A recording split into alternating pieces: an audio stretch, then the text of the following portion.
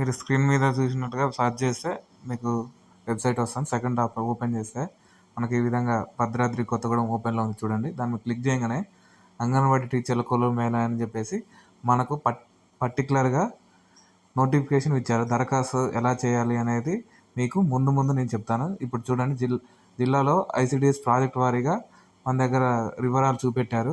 మీరు వెళ్ళిపోవచ్చు. దీన్ని ఫోన్లో ఎలా చేయాలో చూద్దాం. ఇక్కడ ఆల్రెడీ మనకు వేకెన్సీస్ రివ్యూ చూద్దాం, ఏ విధంగా చేయాలి అనేది. మనం క్లిక్ చేస్తే చూద్దాం ఎలా ఓపెన్ అవుతుందో. చూడండి, భద్రాద్రి కొత్తగూడెం ఇక్కడ డౌన్లోడ్ క్లిక్ చేశాను. చేయగానే ఇట్లా ఏ ప్రాజెక్ట్ కింద ఏముంది, ఇక్కడ లొకేషన్లో ఏది అవైలబుల్లో ఉంది అనేది, ఏ క్యాస్ట్కి రిజర్వ్ అయిందా అనేది చూపిస్తుంది. ఇందులో లాస్ట్ డేట్ వచ్చేసి 18th వరకు, జూలై 18th వరకు ఉంటుంది.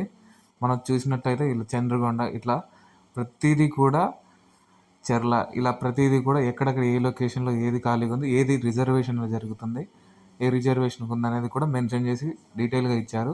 దీన్ని బట్టి మనం అప్లికేషన్ చేయాలి. ఈ అప్లికేషన్ని మనం మొబైల్లో ఎలా చేయాలో చూద్దాం.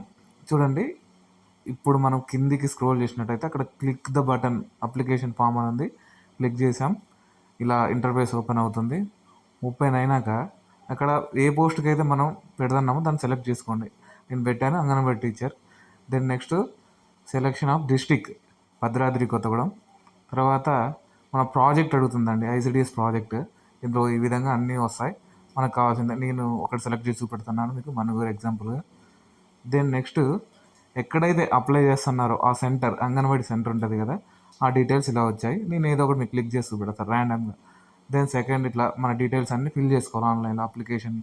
Applicant name and father name, husband నేము, ఈ మనం ఏదైతే లొకేషన్ సెలెక్ట్ చేసుకున్నామో ఖచ్చితంగా దాని రిజర్వేషన్ అందులో మెన్షన్ చేసి ఉంటుంది. అవి మాత్రమే మనకు చూపిస్తుంది. అది క్లిక్ చేసుకున్నాం. మైనారిటీయా కాదని అడుగుతుంది, నో పెట్టండి. తర్వాత మార్క్స్, 10th వివరాలు అడుగుతుంది, మార్క్స్ అని ఎంటర్ చేసుకోండి. ఏదైతే అది what ever, year of passing అడుగుతుంది, అది పెట్టేసేయండి. Date of birth as per Aadhaar.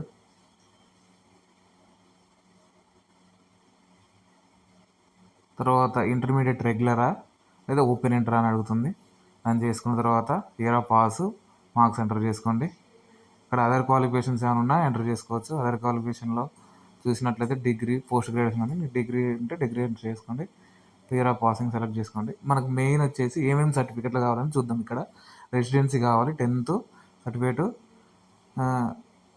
Higher qualification అని ఉంటే సర్టిఫికేట్, స్పోర్ట్స్ ఉంటే అవి పెట్టుకోవచ్చు.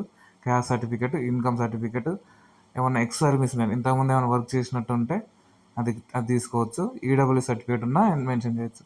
ఇక్కడ ఏంటంటే వీడియోనా అని అడుగుతుంది. అంటే భర్త చనిపోయిన వాళ్ళు అయితే ఎస్ అని పెట్టుకోండి, లేని వాళ్ళు నో పెట్టుకోండి. తర్వాత వెదర్ ఆర్ఫన్, మీరు పెళ్లి కాకముందు అనాథ అంటే ఎస్ పెట్టుకోండి, లేకపోతే లేదు. ఏమైనా డిజబిలిటీ ఉంటే ఎస్ పెట్టండి, లేకపోతే లేదు. అంతే అండి. అప్లికేషన్ ఈ విధంగా మెన్షన్ చేసుకొని కింద మనం రివ్యూ అని ఉంటుంది, దాన్ని క్లిక్ చేస్తే ప్రివ్యూ నెక్స్ట్ ఆప్షన్ వచ్చేస్తుంది. దాన్ని బట్టి పేమెంట్ ఆప్షన్ చూపిస్తుంది. ఇంతేనండి.